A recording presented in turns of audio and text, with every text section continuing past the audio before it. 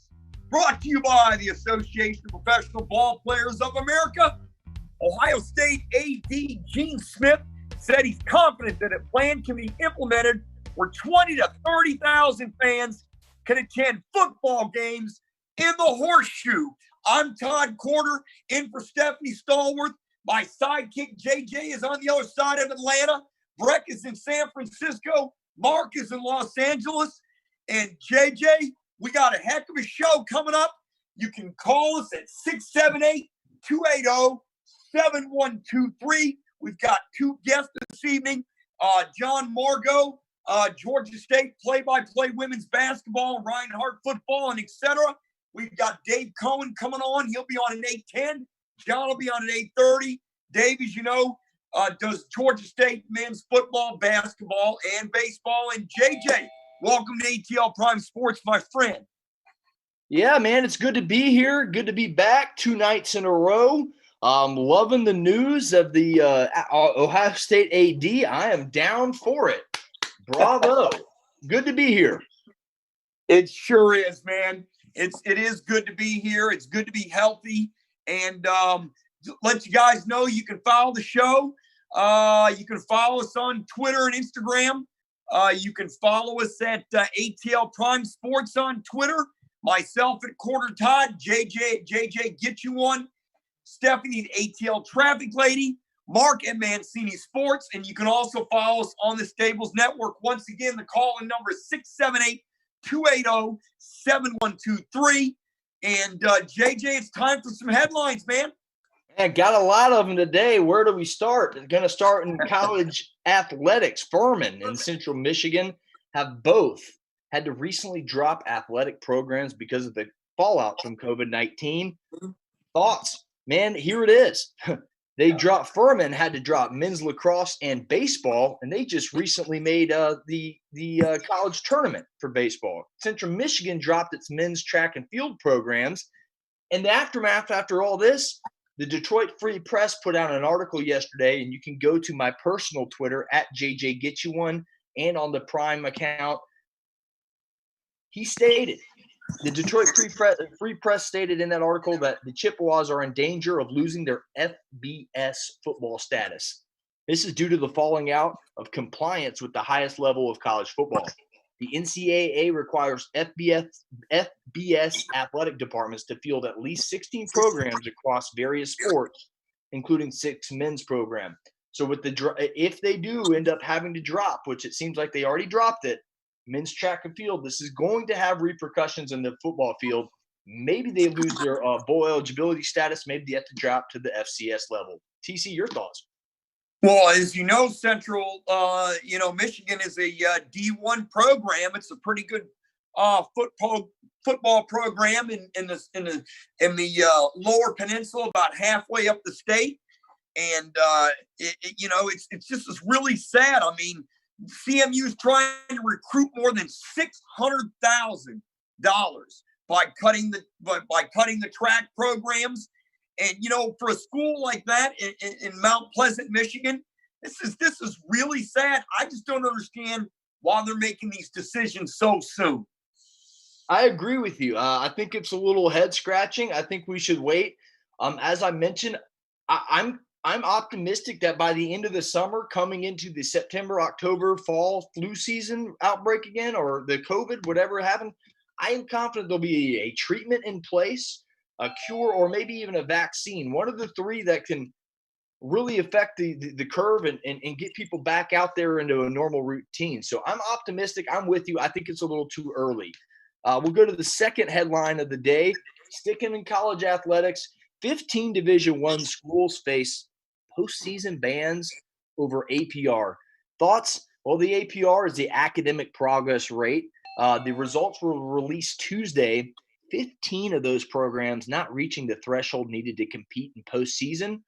Those programs, various programs. So Alabama A&M, Alabama State, Copeland State, Delaware State, Grambling State, Howard, McNeese State, Prairie View A&M, Southern University, and Stephen F. Austin. Those are the programs, various programs throughout. It's track and field for men's and women's across these 15 schools.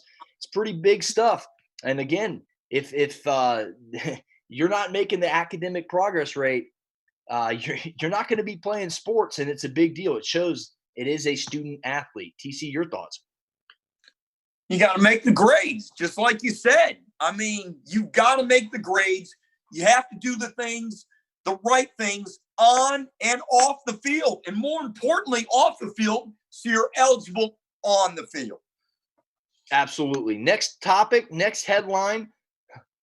Big Ben gets a haircut. TC, I'm going to throw it to you first because I want to hear your thoughts first. Oh, my goodness. You know what?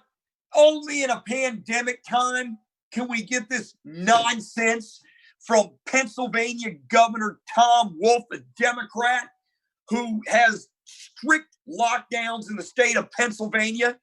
You would think he would have something better to do with his time than worry about Ben Roethlisberger getting a haircut when, oh, by the way, 60% of the deaths in the state of Pennsylvania are putting COVID-19 patients in nursing homes. And guess who made that decision?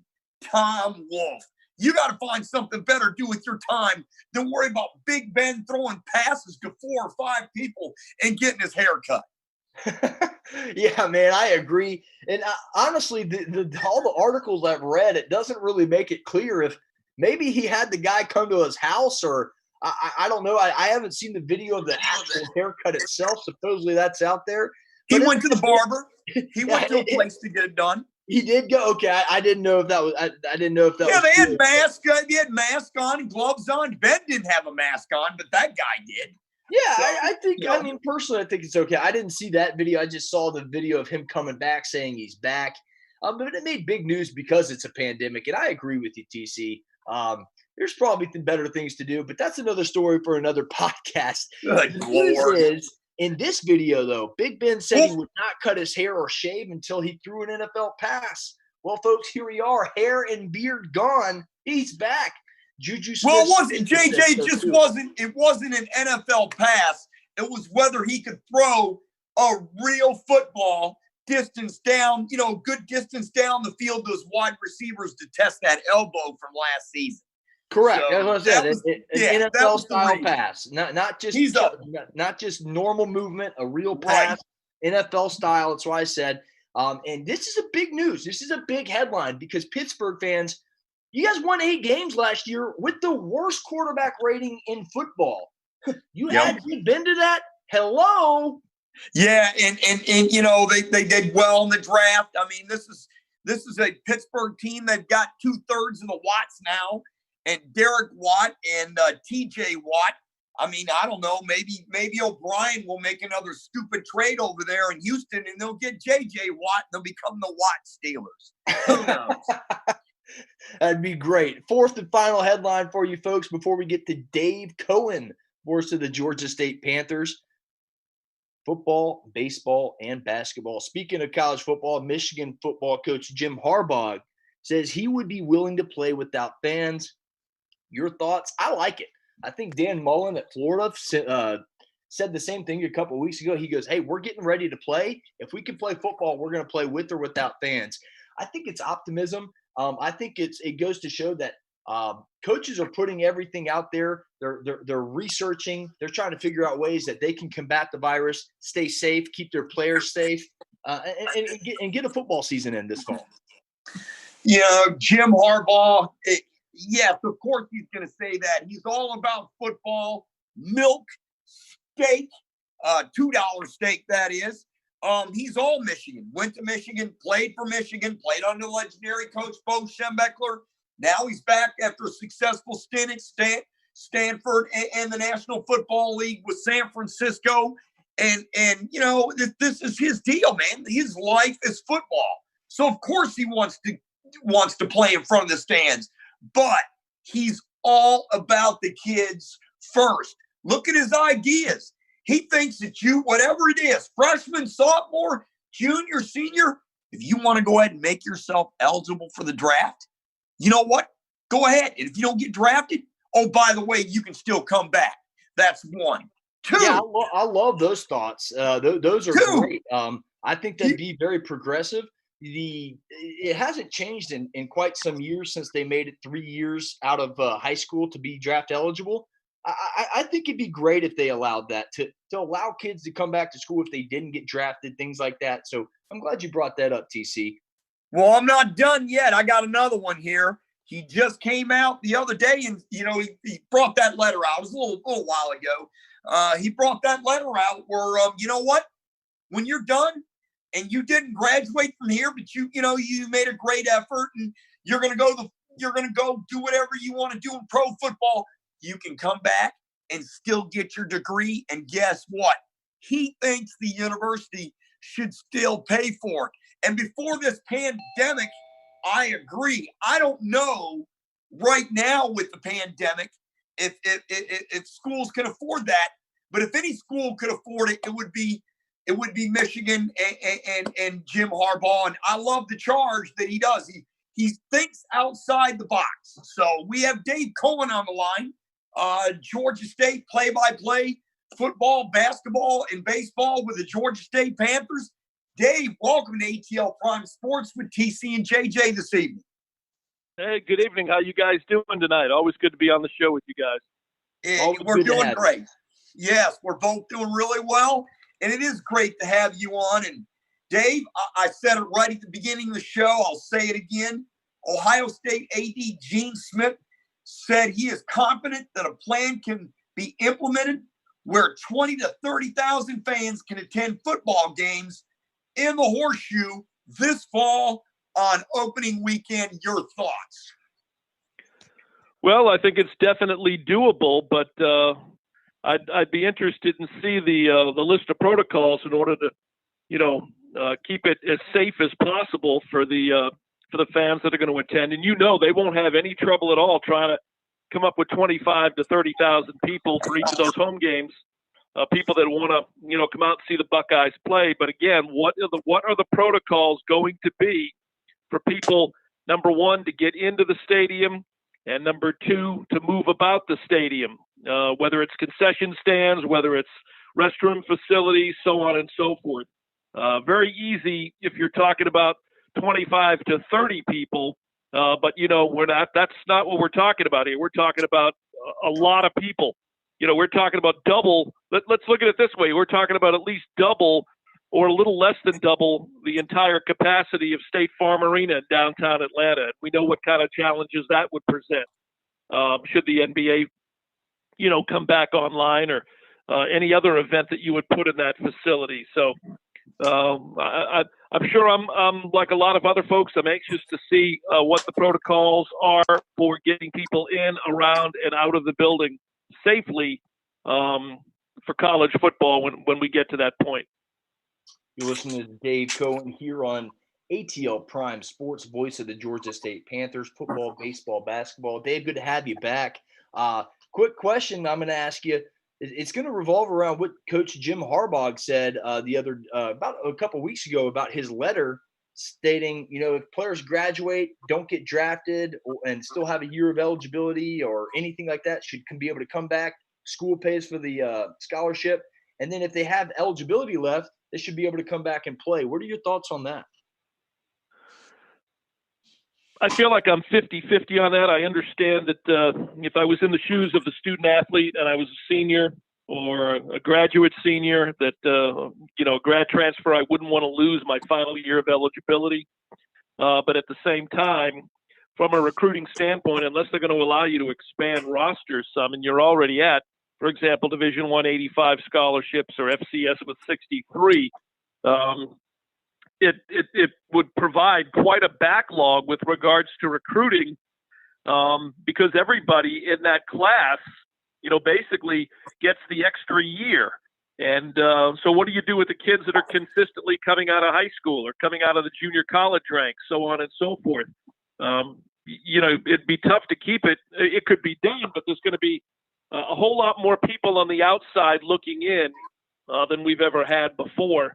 And we're talking about all sports. We're talking about college football, college basketball, college baseball. I mean, anybody that gets that extra year, and listen, I'm for them getting the extra year based on the pandemic and how that's affected college athletics.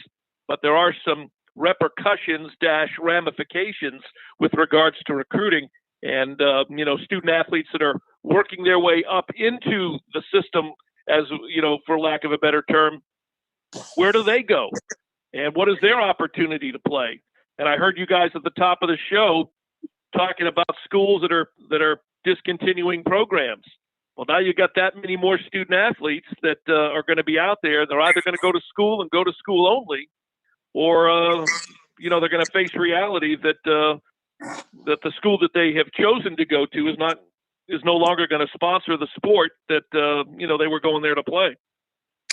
Well, Dave, I'll tell you what, several college programs, like you just mentioned, several were making cost-cutting measures to its sports. Most notably, Central Michigan is an example. They possibly may lose their FBS status in college football, which is really stunning when you think about it. Is these cost-cutting measures too soon to you? And why the overreaction already? Because CMU can recruit more than 600,000 after cutting its indoor and outdoor track and field program. But once again, is this too soon? And why the overreaction already, in your opinion?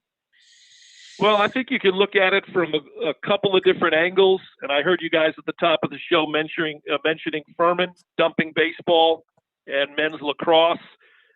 Central Michigan has already gotten rid of their men's track and field. University Akron has dumped men's cross country, men's golf, women's tennis.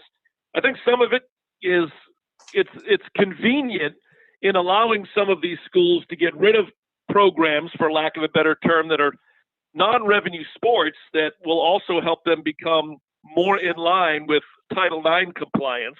I think that definitely has to be taken into consideration. But at the same time, for example, with Furman or any of these schools, what was the date where the pandemic basically hit? Was that the second week of March? It was March 12th.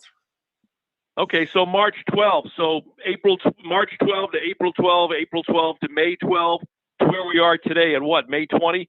For these college programs, not singling out any particular sport, if they are running into financial straits, basically just under 3 months into this pandemic situation that we're in as COVID-19, if they've got financial issues in this short amount of time, then I think there are issues above and beyond just with Furman baseball or Furman's men lacrosse or Central Michigan track and field, because there's no way these schools should be in find themselves in a financial situation problematic that they can no longer continue to fund these programs.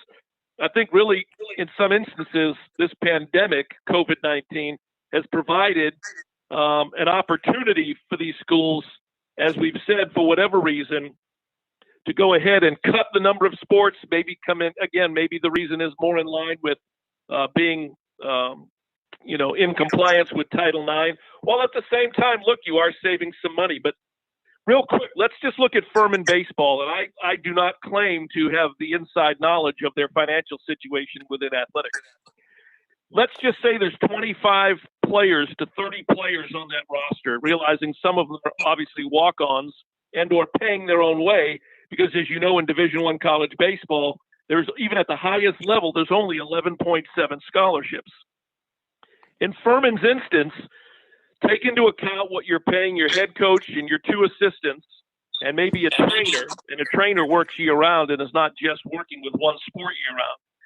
But the fact that they got rid of a sport that they only paid out 11.7 scholarships, if all 25 to 30 of those players leave, that's a lot of money walking off campus that was paying tuition above and beyond whatever they may have been receiving as a cut as part of that 11.7 distributed scholarships.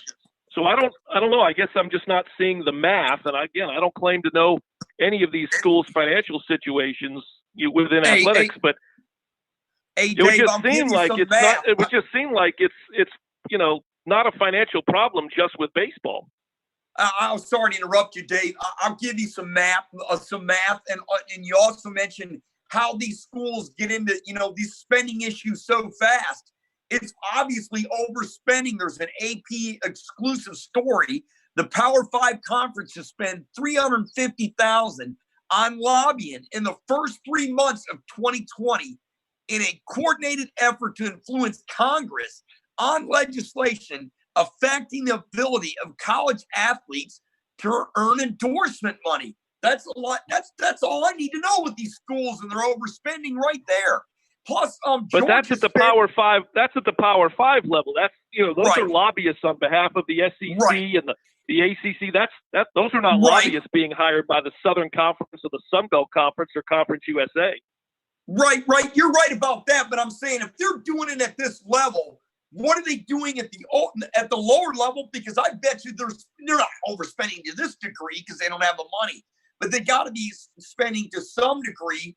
And I saw where Georgia took 42 plane trips and they spent I can't almost remember the dollar. $500,000. Yeah, thank you, JJ. It was $500,000. But realize that. But remember what we talked about last. Remember what we talked about last week is when we compare apples and oranges and apples and apples. Right. If you're in the Southeastern Conference, on average, you're taking home yearly between $40 and $45 million in television revenue alone. That's true. That's a good point. I mean, $500,000 for recruiting for airplanes is a drop in the bucket to those guys. When every single year you're going to get a check from your conference office for between $40 and $45 million.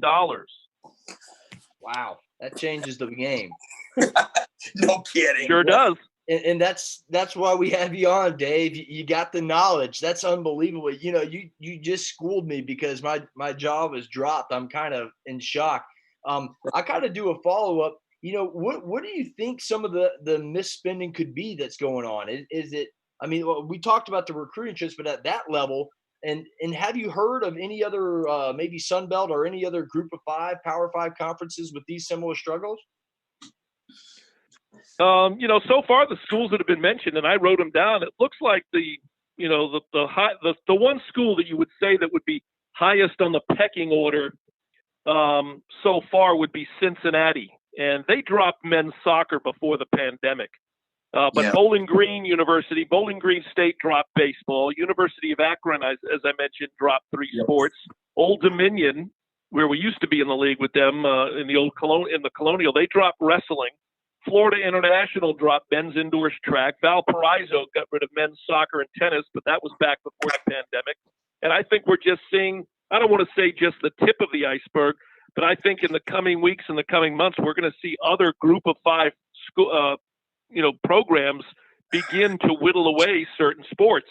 And I think that they're going to use this pandemic, again, excuse is not the right word, but it is. It's an opportunity. It's a convenient opportunity to go ahead and chip away at their budgets a little bit. And again, I don't know what each individual school's athletic budget and budget situation is, but I've been to Furman University. I worked at Furman up there in the football crew for 12 years. I've been to that baseball stadium numerous times. They did put money into it to upgrade it a little bit, but don't confuse it with SunTrust Park or Truist Park. It's a very nice Southern Conference park, but it's not like they went and dropped $5 or $10 million to build a Southern Conference baseball stadium. It's not that at all. It's a very nice Southern Conference stadium with like 3 rows of seating, down the third and first base side. But again, I really was shocked when that news came out the other day that Furman had dropped its baseball program as well as men's lacrosse. I don't know enough about men's lacrosse and the costs that go with it, but baseball, that shocked me from the standpoint of Furman being in Greenville, South Carolina, being in the South, which is, very heavy into college baseball, and the Southern Conference, which is at that level, that level very big into college baseball. I was really shocked when I saw that news that they were going to discontinue that program. Yeah, Dave, we got about 3 minutes. We want to say, JJ, each of us want to say congratulations to Dan Ellington, the former 2-time All-Sun Belt Conference quarterback, who is now the newest staff member on the Georgia State football team now. He's going to be one of the assistant coaches. What attribute will Dan bring to the staff at Georgia State? Well, you remember, I think we talked about this last week. I mean, I had a little bit of an inkling when Coach Elliott was on with me at halftime, one of the either the last or the second to last college basketball game broadcast we did down at the sports arena, that there might be something involving Dan in the future. And of course, Coach Elliott, first to know, knew, kind of let it out a little bit. But I think it's a great addition to the Georgia State staff. He'll work some with the quarterbacks, not a lot. I think it said he's going to work, with a couple of other positions. But what a great individual to keep in your program. The 2 years that he's had, the way that he finished out this season with the injury, yet kept playing. It gives you the opportunity, if you're Coach Elliott and Brad Glenn, the offensive coordinator, and the other offensive coaches, to keep your team leader the last 2 years in the locker room and on the field and on the sideline, helping Georgia State football to continue what they've been building on these last 3 to 4 seasons, the last 3 seasons under Coach Elliott. So really kind of a stroke of genius. There was an opening on the staff anyway that had not been filled yet, which leads me to believe somebody was thinking way, way ahead down the line, and kudos to them for doing so. But again, a chance to keep your team leader in the locker room, on the field, for at least, I don't know whether he signed a contract. Is it 2 years? Is it 3 years? That I'm not sure. But I think it's a great move on behalf of Coach Elliott and the offensive staff to be able to keep him within the Georgia State football circle and certainly inside that locker room and on the sideline on game day. Dave, I got a minute and 30 seconds. Quickly answer this as fast as you can. With some schools starting football on June 1st and many others not, this is going to present a competitive advantage.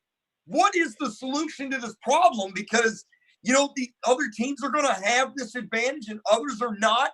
And to me, one voice, we talked about this before, I think one voice is the solution and the NCAA is not it. You're right. We did talk about that with regards to whether or not college football needed a commissioner. And then we talked about Mark Emmert. I don't agree with letting certain schools start earlier than the others. They need to come to one date. This is the date we all agree upon, that players can begin going back to the facilities, to the weight room, to the practice field. No advantages for any one school, any one conference over any one of the other conferences. Pick a date and everybody abides by it like they've done in the past. Agreed. Well, it's spot on, Dave. JJ and I each think that way, and that's the reason I asked that follow-up question before, because to kind of emphasize it, because I just think it's absolutely ludicrous that some schools will get in a competitive advantage by starting early. Dave, thanks so much for coming on ATL Prime Sports as always, and we'll talk to you in the near future, my friend. All right, as always, appreciate it. One quick plug.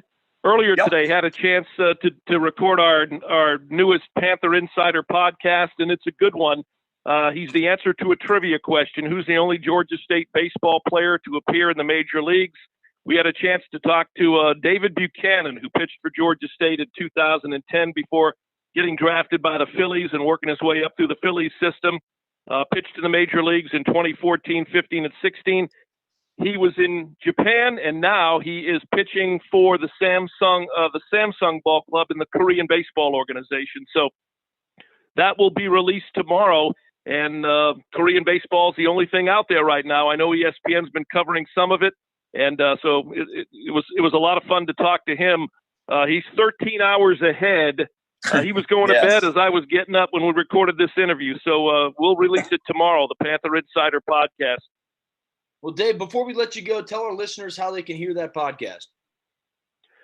Well, Georgia State Athletics will put it out via the social media channels. It'll be on the Twitter and on Facebook. It'll be on my Twitter at GA State Voice. And if anybody follows on Twitter or is connected with me on Facebook, it'll be on there. But they can also go online to the Georgia State Athletics website, which is georgiastatesports.com.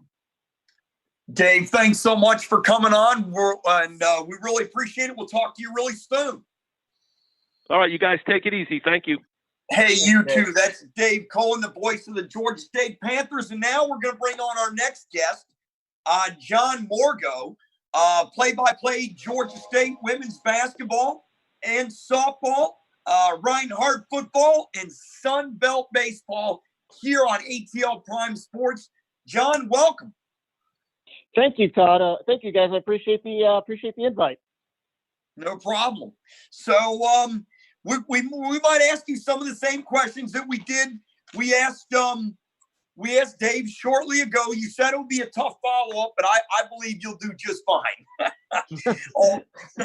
Thank you. Ohio State AD Gene Smith said he's confident that a plan can be implemented to where 20 to 30,000 fans can attend football games in the Horseshoe. Your thoughts on that? Well, he must know something the rest of us don't, because first of all, again, they'll have no problem filling that. They'll probably have some sort of lottery to get the tickets together. But what we're seeing in this college football, we're honestly, guys, we're just seeing a lot of plans get thrown out there, and I'm just kind of holding my breath until one is actually being implemented. I mean, there have been reports coming forward why not just Ohio State. There's a report today that the NBA is going to relocate to Orlando and Disney World to finish their season. We've got the Major League Baseball negotiations going on.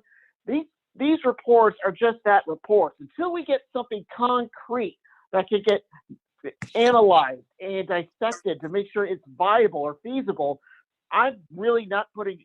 I'm kind of taking all this with a grain of salt. We've been burned so many times before by people saying that we're going to come back, and then boom, it doesn't happen. So let's just wait a little bit, see if there is going to be an actual plan put into motion that'll get us some sort of football in the fall. You're listening to John Morgo of the Reinhardt Eagles play-by-play and Georgia State women's basketball play-by-play. John, welcome. JJ here. I'm going to ask you, what are Reinhardt's plans? Have you heard anything about the Reinhardt starting up, when they're going to open their facilities or anything like that? No, I haven't. I do know that tomorrow will mark 100 days until the season opener down in Miami Gardens against Florida Memorial Lions, a squad that's going to resurrect their football team after they disbanded it, I believe, in the 40s. Don't quote me on that. But, yeah, they're planning on being Reinhardt's opening game. I really haven't heard anything. The facility kind of shut down right when everybody else shut down, March 11th, and everything kind of got suspended. The NAIA is kind of a different creature than the NCAAs anyway. For instance, all the travel is by bus, and it's all really close. I believe Reinhardt's got a game with Point over in Columbus. And then they go to Montgomery to play Faulkner, and it's really a lot of bus rides.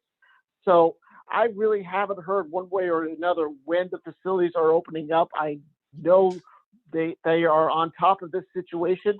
Coach Pop up there in Waleska, Georgia, which is about an hour northeast of Atlanta. It's about 10 miles north of Canton is where Reinhardt is.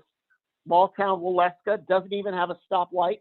My joke is it's so small it doesn't have a Waffle House. So that to tell you. But no, it's a real nice community. I love going up there to call the games, and I'm very pleased that they've entrusted that job to me. They run a wing T offense, which you can get away with in the NAIA simply because they do have some good athletes, some strong athletes, but really, we've got a quick jitterbug. We have a jitterbug of a kick returner and a running back, and he's only 5'3", 130 pounds, soaking wet. But again, if you've got a skill, you can pretty much go up there, and the NAIA will give you a very good outlet to show your talent. I love it up there. John, I tell you what, it doesn't have a stop. It doesn't have the traffic light, but it's got a three-way stop there right at the intersection. I've been to it exactly many times, and it's a heck of a college. And I'm glad for you that you have the pleasure of calling their games. let me ask you this. Several college programs are making cost-cutting measures to its sports, most notably Central Michigan and possibly its FBS football program. Is this something that could happen to Reinhardt? Are you scared or nervous about that potentially? Well, Reinhardt has been I'm not really scared because Reinhardt has had a very successful program. Even when they came on the scene, they have yet to record a losing record. They've been in the NAIA playoffs the last 5 years. They made the championship game in Daytona Beach 3 years ago. They've got a very good program. They been picked on top of the our little division, the Mid-South division, which is composed of 3 conferences. There's about 21 teams in this specific conference. It's the largest conference in all of college football. I seem pretty content that sports will not get cut. I know they just started wrestling. Their lacrosse team has gotten a couple of NAIA championships and won. I believe they won the last 2 before this one kind of got canceled because of Corona. No, and they've also put in there's plans to upgrade the football field, and they've just remodeled the baseball field press box. That's a new addition to the campus. No, I think I'm pretty cautiously optimistic that they will not be doing any cost cutting. Although that statement hopefully will not come back, and I will regret saying that. But as of right now, I think they're in good shape. You're listening to John Morgo of Reinhardt University football play-by-play. John, we saw Jim Harbaugh on ESPN today talking he'd be willing to play football without fans. He also stated a couple weeks ago a letter to the NCAA, and I asked this to Dave. I'll see your follow-up. What do you think of his comments about players being able to come back to their respective schools if they have a year of eligibility left and they decide to go pro or to the next level? Well, the only thing about that is if they decide to go pro and you're keeping that year of eligibility, is there going to be some kind of timetable for it? You got to come back within 6 or 7 years or whatever. Or, I mean, John, what it is, if I don't mind saying, if they don't graduate and they go on and play to the NFL, when their NFL career is over, or if they get a chance in the offseason, his proposal is to let the kids come back to school, take online courses, and the university should pay for it. Oh, okay. Okay. Well, he's wide open about it. JJ and I were reading that, and we thought, wow, he's pro player without a doubt. Oh, no question.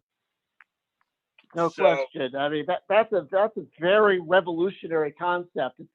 It would just upend everything if that were enacted, which is kind of why I don't think it will be enacted. But that's definitely going to get people talking, going to get people thinking, and I believe that kind of outside the box thinking is kind of what we need here in the college landscape. No doubt about it. No doubt about it. You know what? I've got to ask you this one. John, with some schools starting football on June 1st and many others not, this is going to present a competitive advantage. What is your solution to the problem? We've talked about Azar. We've heard it from Tim Brando. Dave said we need one voice. It's not going to be the NCAA. Do you think we should all start at the same time, or is this just going to run amok and they're all going to run at different times? Well, it's probably going to be running amok because different states have different situations. And I really haven't done a deep dive into the numbers to determine what state is in a good situation, what state is not. It seems like things are steadily getting better across the nation. Georgia and Florida, they are wanting to get back underway, and really, it just depends more upon the politics of the situation than it does the administrators, especially with these state, because Georgia technically is a state university. Same with Florida. Same with all the ones out in California. You're going to have a private school. Only really private schools are the only ones that can that can kind of go on and really do their own thing. But for a state school, it's really kind of be tied together with the attitude, the environment in the state capital. You're listening to John Morgo right here on ATL Prime Sports. John, I'll ask you this. Let's just a couple things on my mind here. Let's go with the Georgia State women's basketball. If there is a season, what can we expect from the Lady Panthers this fall? Well, they were extremely young last year. They had a very good recruiting class, and Coach Gene Hill kind of tossed them in largely because he didn't have a choice. The two starters that he was counting on to provide minutes for him, Jada Lewis, Allison Johnson. Well, Allison was coming back off a graduate year. This was her extra year to round out her eligibility. She got hurt in the offseason, really didn't come back strong until February or March. The team only had, I think, 8 or 9 wins last season, but they have a good young core. Cameron Zayak was proved to be a three-point shooter, but really the real good plays are in the middle. You got Taylor Henderson. Actually, if I could come up with a joke about Taylor, I would run it, because we've got 3 good Taylors on this team. We got Taylor Hosendup, who's really, if you look at the years where Georgia State women's basketball has done well, it always coincides with a strong presence in the middle to give you those 10 points, 8 rebounds, or 10 rebounds, 8 points. I'm talking about Tiffany Holston, talking about Walnetta Wright, but really those 2 players are just 1-year rentals.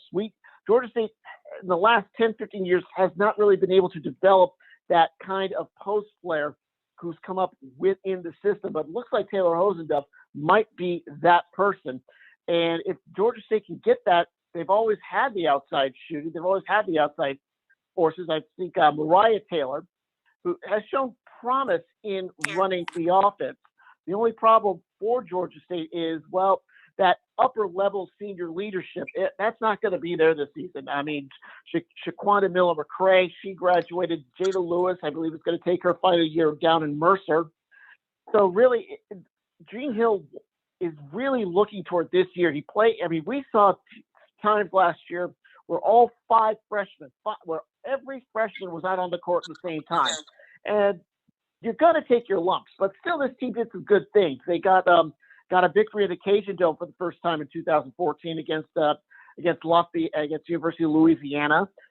They picked up their 600th win in a victory over UTEP.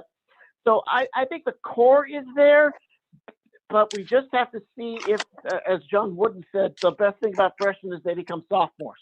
So we'll see if this team can actually play with each other and learn how to complement each other. We also got a good transfer coming in. Hannah Sadler is going to be coming in. And a lot of these players are Georgia products who have come home. I think Coach Hill's doing a good job. I think, jury's still out. I just want to see how they'll do in that non-conference schedule, because the Sun Belt women's basketball is always tough, although it's a little tougher on the men's side because they went to the 20-game conference schedule, and the women still are at 18. I think they're good, in a good spot. Just a matter of how well they can mesh in that non-conference slate. John, last question. We got about a minute left. The National Federation for High Schools said football is high risk, quote unquote, to play. Expect interruption and delays. Your quick comments. Okay, well, hopefully it'll be quick, because I'm going to plug my podcast. You call it The Last. Yeah, I want you to plug your podcast after you answer this question and tell us how people can listen to Reinhardt Football out there. Okay, well, first of all, to your question, with this whole pandemic, the question becomes, how much risk are we acceptable having? And the second part of that question is, who gets to decide the amount of risk that is acceptable? Exactly. That's the thing, because in this society, we have become less and less tolerant of risk. And I can just point to the fact that how easily things are canceled when even the threat of severe weather moves up. We're talking baseball games, softball games, they're canceled if the percentage gets above 50%. So I think that is the issue. As a society, we have become less tolerant of risk. And this whole pandemic, it's all about the risk until we can get a vaccine created or some sort of easy virus detection. As for my podcast, we call it The Last Three Guys to Do a Podcast. I'm doing it with a couple friends of mine, Daniel Bolton, Leon Brown. I'm going to give them a couple shout outs. Daniel and I used to do games together for Georgia Perimeter College back when that existed. You can hear it. New episodes drop every Tuesday on SoundCloud and radio.com app. We also go live every Sunday on my Facebook Live page. As for Reinhardt, go to ReinhardtEagles.com for video for all home matches and on games that I can travel to on the road, hopefully down in Miami Gardens on August 29th for that opener against Florida Memorial. So it should be an exciting season. Again, Reinhardt has won their respective divisions. They've been in the playoffs the last 5 years. Should be a good one. And I really appreciate you guys reaching out. Todd, Jason, I'm gonna have you guys come on by, reciprocate, of course. All right, we definitely. And I tell you what, you made a good point, John, about society being less tolerant. I mean, when they had the Spanish flu, I saw Tony Barnhart put a picture up, and JJ and I were stunned at a Georgia Tech game. Fans were in the stands. There was hardly any social distancing, and they're watching college football with a mask on. So it's completely different now today. Mm-hmm. It is. John, thanks so much for coming on, and I'll talk to you soon down the line, and JJ will too. Appreciate it, guys. Thanks so much for the invite. Thanks for coming on, John.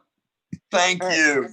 John Morgo, play-by-play for Georgia State women's basketball and softball, and also Reinhardt football. JJ makes some interesting points there. Society being less tolerant.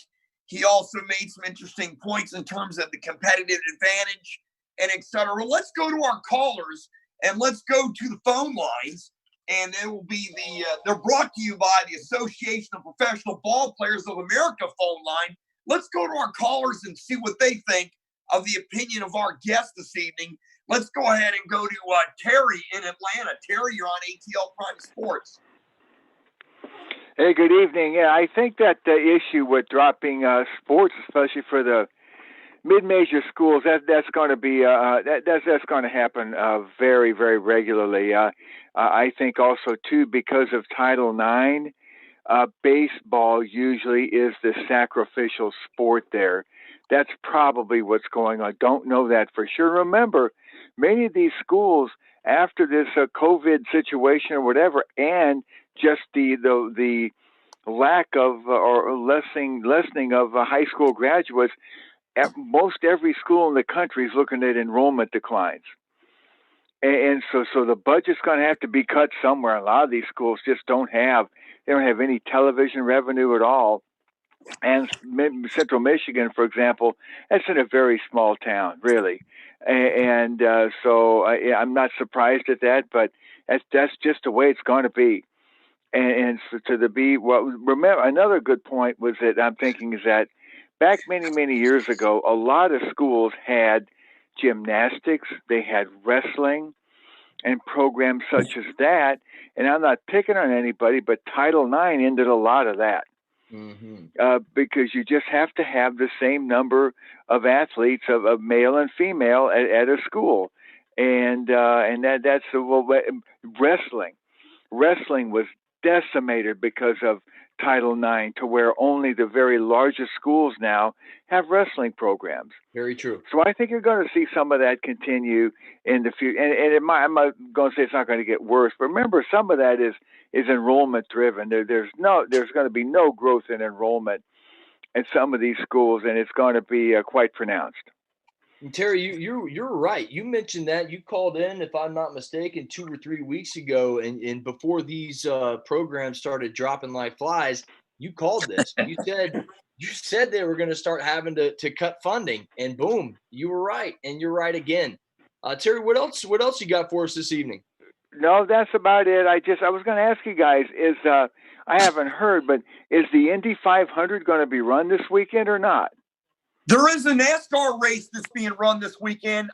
JJ, you know anything about the Indy 500? That's a great question, Terry. I don't know anything about it. Maybe our listeners. I'm not the biggest motorsports fan, but I'm assuming if NASCAR's running, I don't know. I haven't heard anything about that. Yeah, they may have. I have no clue. That's a great question.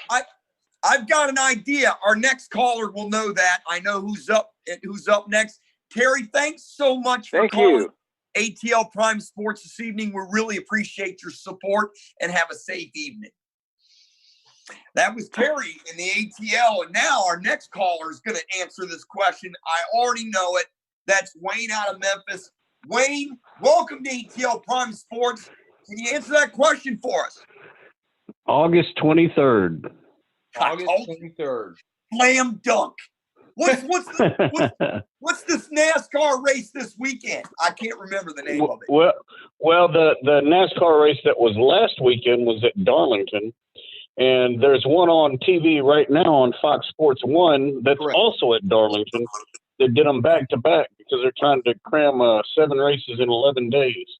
So there's actually one going on right now. Clint Boyer is in the lead, 67 laps finished out of 228. And there's also a truck series event at Darlington as well soon, right? Right. I hadn't really kept up with that as much. I'm just slowly easing my way back in. But it's interesting to watch a nighttime race at Darlington because you normally don't see that. And I'll tell you, I watched that race this Sunday at Darlington.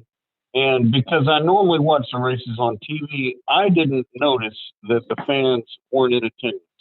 Because the TV coverage normally focuses on what's going on the track, what's going on in the pits. The only thing that was slightly different was the broadcast crew that was there was smaller, and so they had less cameras around the track. Yeah, and Kevin Harvick pretty much dominated that race. He had a great car the entire race. I mean, it seemed like it was a perfect race almost. I read like 160 something laps he led. He spun out. He did his donuts. Kind of acted like the fans were there. I thought it was pretty cool. Those guys are good. You heard the cars better. You don't hear the rumbling of the fans and the stands. You heard the cars better. You heard the drivers better. I thought it was pretty cool. Well, there's probably a lot less interference with other electronic equipment since there's nobody up in the stands. So the quality of the in-car cameras and the audio from the cars to the broadcast or to the crews and the pits are up on the above the tower there, the spotters, was probably a lot clearer. One thing I'll tell you, these guys are going to celebrate whether there's fans or not after a race because, that's just something that's ingrained in their psyche to do. As far as Kevin Harvick winning that race, I think it has more to do with his team. That's Stuart Haas Racing that he races for. And Clint Boyer, his teammate, is leading this race right now. So I think that team was probably more organized and prepared to come back than some of the other teams. Well, Wayne, what else is on your mind? And then we got to let you go. I looked at the Memphis football schedule coming up, and we will be playing Purdue the second game of the season. And so I think I can't ever remember Memphis playing Purdue in football. So that's going to be an exciting thing. I plan on buying season tickets because my son's going to be going to school at University of Memphis and in the marching band next year. So he'll be at all the home games. I'd like to attend all the home games. I'm not so sure I'm going to be one of those parents that goes over to the band section and tries to talk to him every week. But, I would like to attend to just watch the games, in person because I feel like I have a little bit more interest in the game since he's, playing the halftime of the pregame show.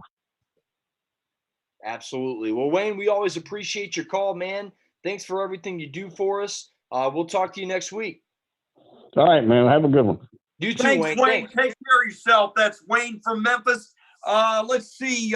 Let's go ahead and go to Lou in New Jersey. Lou, you're on ATL Prime Sports with TC and JJ. Thanks, fellas. I knew that was going to be done in August. I mean, I knew about that, a while ago. So there was no. So I knew it wasn't going to be canceled. It just going to seem kind of strange not having the Indy 500 run Memorial Day this year. Yeah, that's a Memorial Day holiday tradition. Yeah, I mean, that is unbelievable. The race you're trying to mention that you were looking for is the Coca-Cola 600, which will be raced on the Sunday before Memorial Day, actually. Correct. Oh, okay. Thanks. I appreciate that. I don't follow racing too close. I know some of our listeners and callers do, and that's why we rely on them on occasion. But they had nothing. But they said nothing about the Pepsi. Yeah, but they said nothing about the Pepsi Cola race stuff. Oh, no, bad joke. Oh, well, yeah, of course, got Pepsi too again. Oh, she. Well, I think that whole thing about Ben Roethlisberger's haircut was kind of like a lame story. I mean, look, in the middle of this crisis, you can't think of anything better to talk about than Roethlisberger's haircut. Big deal. Exactly. I mean, I know we need a little humor in this at this time in our lives, but this is ridiculous. Yeah, I think it was lighthearted. I don't think Big Ben meant anything by it. No. It looks like TC said the barber took precautions. So I mean, if you take precautions, why can't you work? I mean, that's for the people up higher in the totem pole in the country. But man, I thought it was kind of a funny story because Big Ben was very, very hairy and very, very bearded, and it's all gone. He's ready to play football. And as long as you don't have any health conditions, or the barber has any health conditions, which would make it more dangerous for you, then I wouldn't advise to get your hair cut like myself. I will be getting it cut. My wife will cut my hair this weekend because I have health conditions and I don't want to be going out in the public to take that risk. I'm a much higher risk than the normal person is. So, Wayne, what else is on your mind? And then we got to let you go. All right. Well, of course. Lou, I'm sorry, Lou. I called you Wayne. I'm sorry. Oh, yeah. Wayne just left. But it's like New York's the governor of New York is now trying to open up to maybe getting sports back in our area. He's following the lead of Florida and Arizona governors. So I gotta give him praise for that. Yeah, you gotta. You got to open up at some time. I think the loss and the job loss is going to be too great if we don't. So I'm all for it as long as it's safe, and we got to take the precautions. Lou, what else you got for us, man? Give us a final thought and shout out your show, and we're going to finish this thing. Stay safe over the long Memorial Holiday weekend. Do what you can to celebrate it. And I will be on this weekend. Our show rolls on, called the Enhanced Sports Show. Or the coronavirus reeks.com. Oh boy.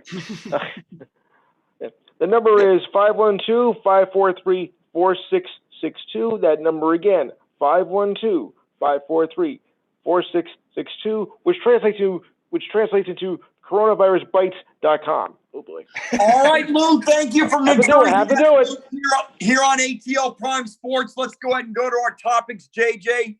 A Falcons Wire USA.com article gave their top 100 Atlanta Falcons of all time. I'm not going there.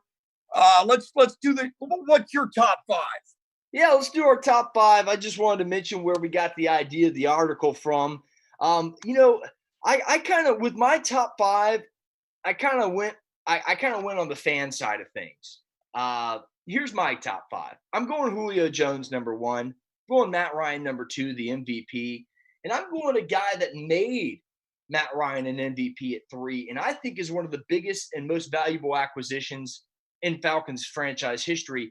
Number three for me is center Alex Mack. All-Pro, Pro Bowler. Every year he's been here, consistently there, not hurt, always in the lineup. He's my number three. Number four, it's got to be prime time. He was way down on this list, like in the 30s or 40s. I don't care he was only here for 4 years. The guy put butts in the seats on a bad Falcons team, return punts for touchdowns, and make things look really cool in Atlanta and kind of put us on the map. So he's my number four, and he is my favorite player of all time. So that may be a little biased, folks. Put that in there. Number five, been on the show before, one of the greatest linebackers in Falcons history. It's got to be Jesse Tuggle.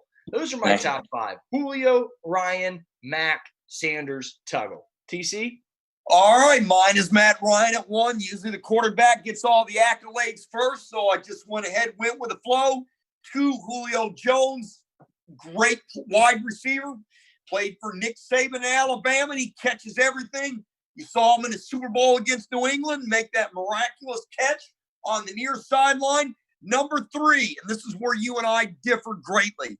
Offensive tackle Mike Ken. He played left tackle, 17-year career out of the University of Michigan, 251 games, started and played them all consecutively, 5 Pro Bowls, without a doubt the third best player in Falcons history. Number 4, Jeff Van Note, offensive lineman, center, 18 years, 6 Pro Bowls, started 226 games in his career.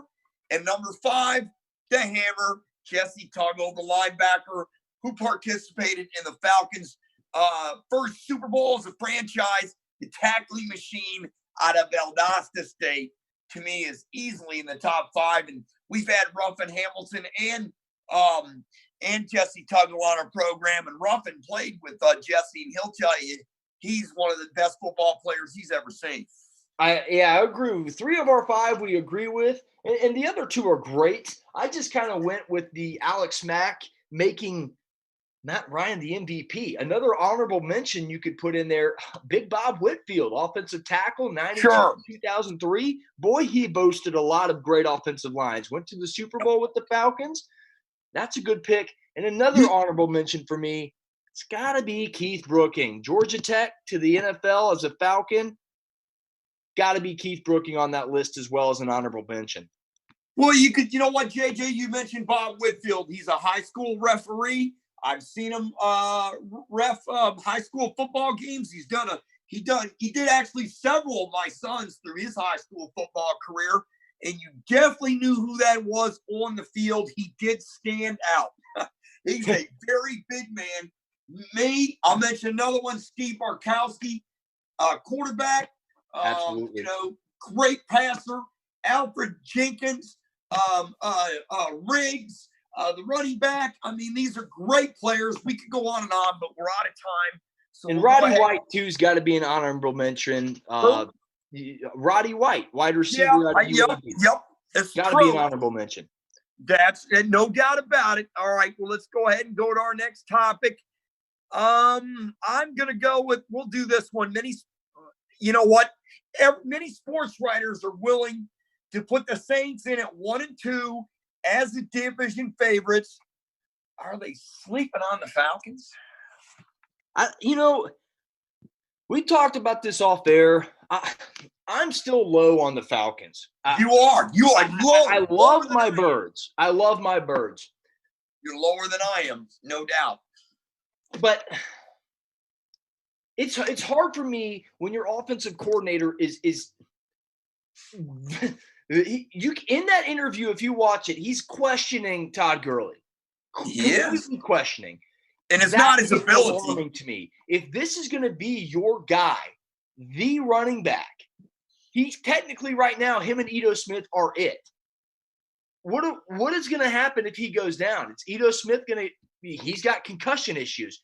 So I'm not so high on the Falcons as sleepers, but do I think they can sneak in the playoffs?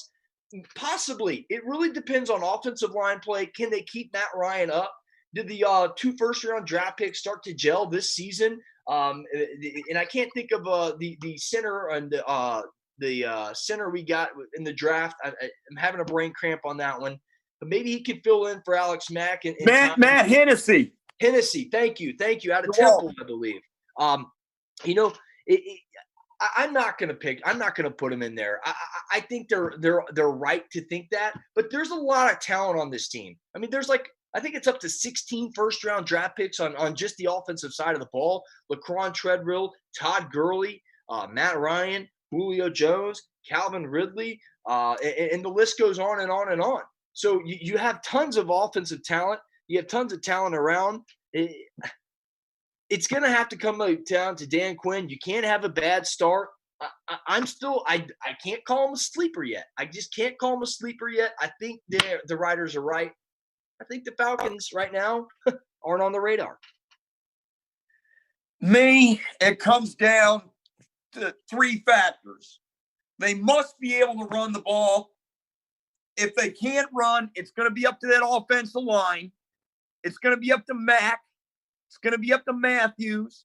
It's going to be up to, Lindstrom, you mentioned Hensey, Lindstrom, the young one, McCray, Wetzel, Carpenter, Brown, you name it. It's up to these guys for them to be able to run the football and play action pass, because that's what Matt Ryan's bread and butter is. He's not a great scrambler. He's a great pocket passer. And if you give him time, he'll pick you apart. He's very good at reading defenses. So run the ball with the offensive line. B, stop the run. You drafted Marlon Davison at defensive tackle. You got Dante Fowler at defensive end. So, and you've got to rush the passer. And they got cornerback AJ Terrell. Are these new acquisitions good enough to propel this team to first or second place in the division? Just 3 more wins. JJ play a huge fortune in each team.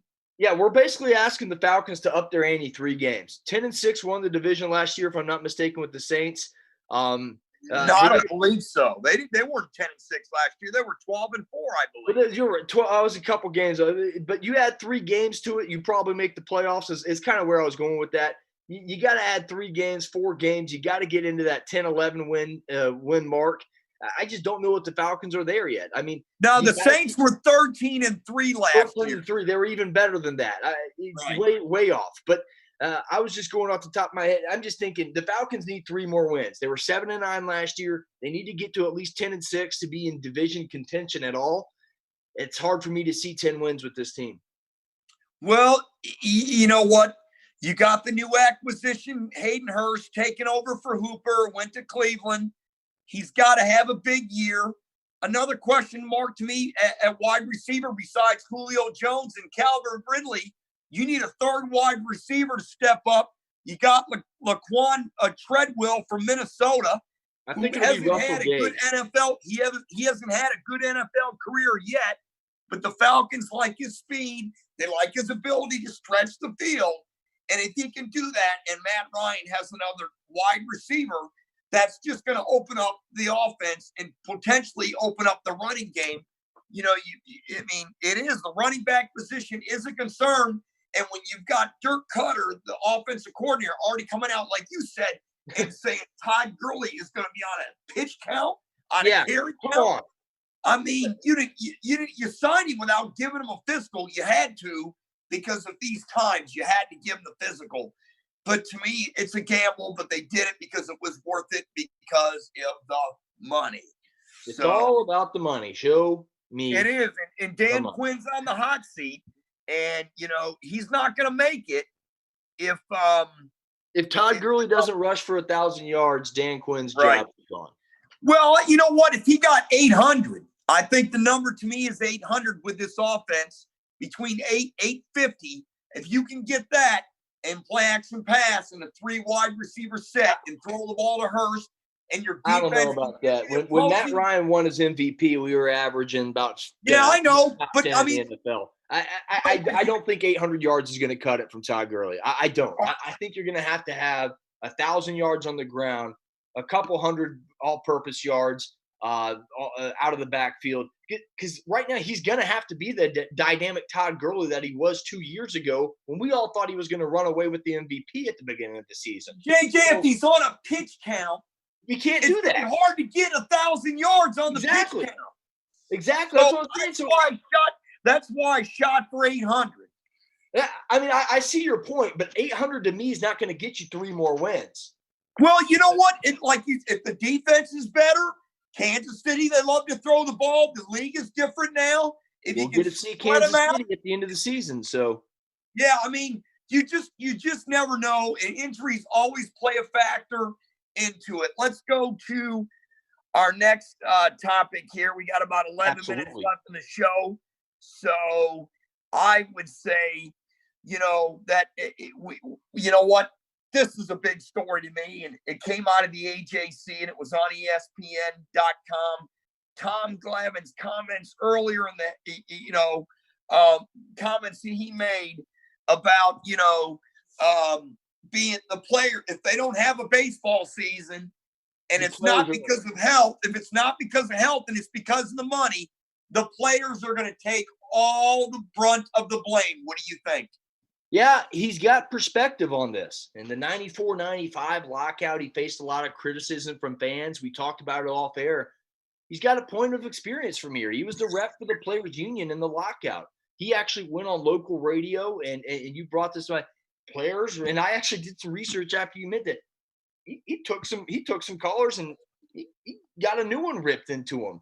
I told you he was on WGST. Yeah, it was an old show crazy, years ago. But he was cool, calm, and collected. And right, he was very. He said, I told you off the air. He said, hit me with the questions. I'll take them. Yeah, yes, that's correct.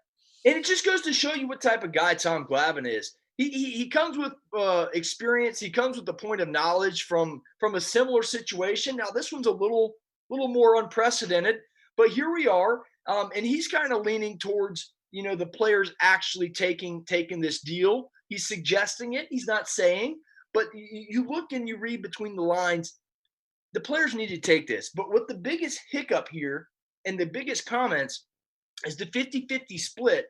Players are thinking there's a salary cap. And there's no salary cap in baseball, so players don't want that. But that's the biggest hiccup in this if it's approved or not. And I think the players should take this deal and run, because you're not going to get your baseball will not get to the level it just was if they don't have a baseball season this year. I'm telling you, man, he was about as popular as a spilled $5 Coca-Cola. I mean, then this guy, he took it from Jump Street. He was the head of the Players Union. He answered all the questions. He did it. He really was pretty classy. Every once in a while, you could see him get agitated and irritated. I don't blame him. The Players Union was very strong, and it still is today. And back then, the landscape was different. They were it was all about the money. And there was no pandemic, and he wanted the players to get paid and protected. And they brought about how much the owners made, and they said, "Hey, we want this." And the owners said, "Well, you're getting that." And they said, "We'll see you later." And then they came back the following season. 94 season was done. The Rays were 6 games behind the Expos in August, and we picked up next. We lost 22 games into the next season before they finally got their act together. Now back to today, JJ. To me, the players are going to get the short end of the stick here. They can't win, because if they don't play because of a financial issue, like you said, and Glavine said, and I said, they're going to get all the blame. Mm-hmm. Even if it's not their fault, they're going to get the blame. Correct. It doesn't matter, because crap rolls downhill, and they're going to catch it. Yep. Whichever way you want to say it, double-edged sword, it's not good. In this part here, you mentioned it, the salary cap. They think this is a cap. The owners are saying it's only for this year. They're saying this is only for this year. We're going to lose a ton of money. We're going to lose money if we play without fans. So we've got to be able to lower. It's like any other business. The owners are going to make less money. The players are going to make less money. And if they don't have fans in the stands, the owners the suites are coming. That's why they're playing these home games in the ballparks, because they can use their own advertising and they can use their own suites. They can't do that in spring training in Arizona. They cannot. And it wouldn't surprise me. I don't know if you checked it out yet. The tarps over the outfield seats with advertisements. I did. Video. Yes. I don't know if that's coming, but maybe that's another reason they want to play in these home stadiums. You can have outfield seats covered in tarps with advertisement. Maybe make a couple extra bucks. Maybe make ends meet that way.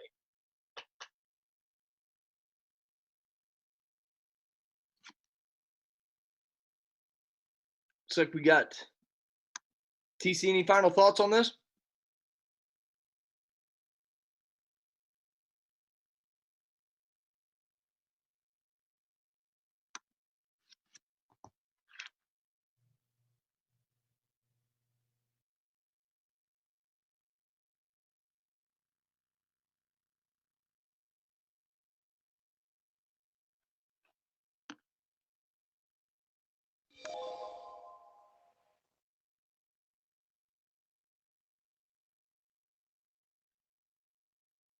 We're having a little bit of technical difficulties, folks.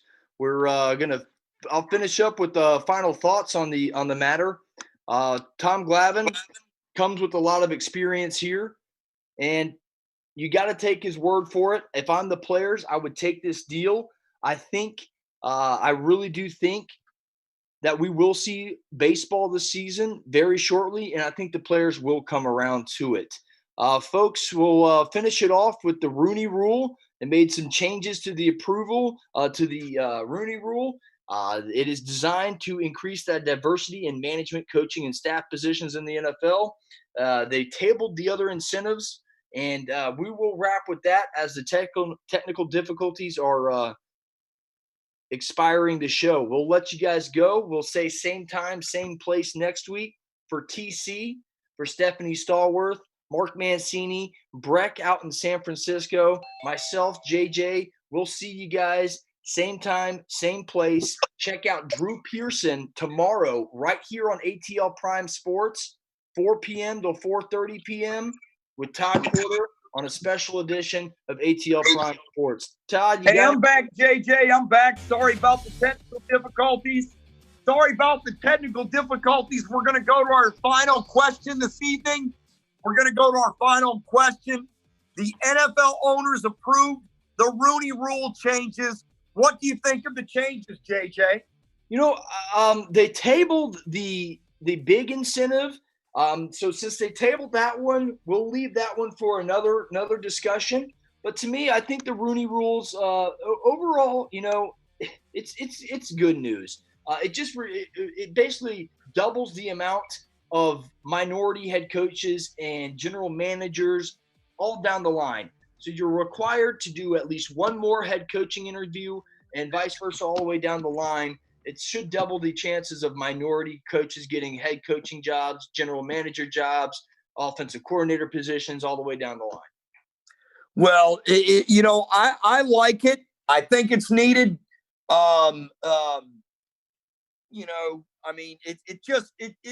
It's needed in football. It's really not fair.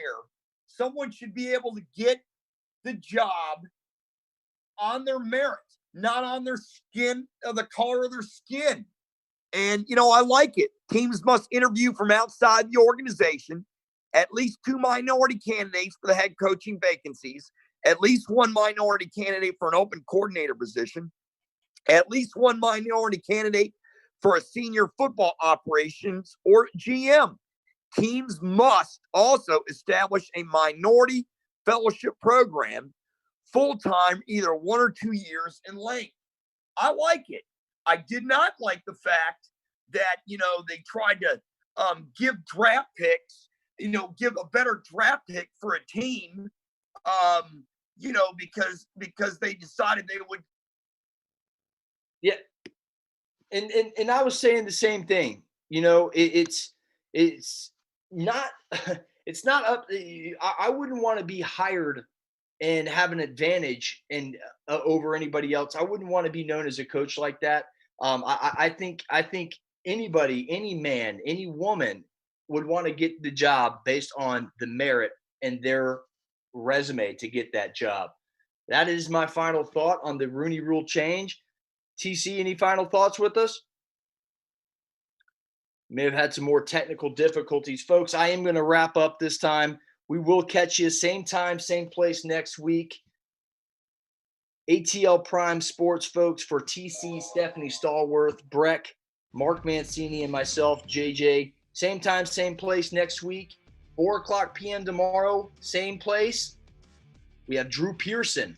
In my opinion, he's a Hall of Famer. The real 88, the reason we have the Hail Mary today. See you next week, folks. get you one.